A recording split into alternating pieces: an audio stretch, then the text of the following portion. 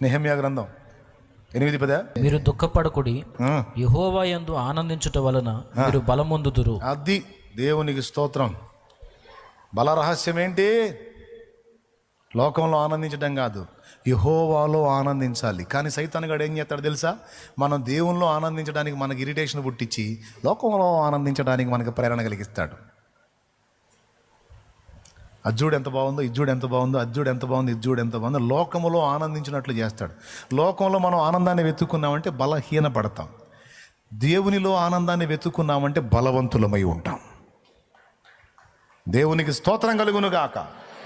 కానీ చాలామంది చూడండి, ఇప్పుడు ఈ కాసేపు దేవుని సన్నిధి అయిపోయింది మామ అనిపించుకుంటారు, ఆమెను అంటాను జంపు, ఇక పోయి ఇంటికి పోయి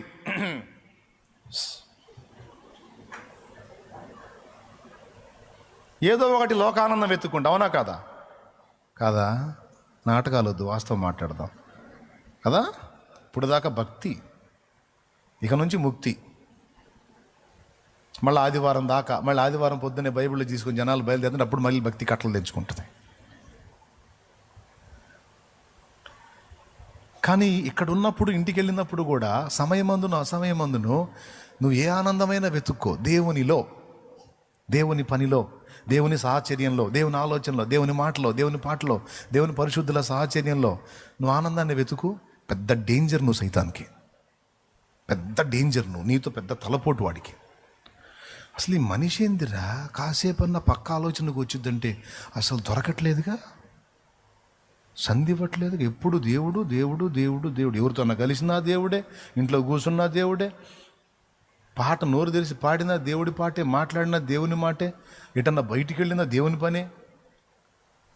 సరదా గట్ట 4 టూర్లు అయింది ఏంటి? అసలు ఎప్పుడు మందిరానికి పోదాం, మందిరాన్ని ఒక టూర్ చేసుకుంది, అంతా దేవుడు దేవుడు దేవుడు.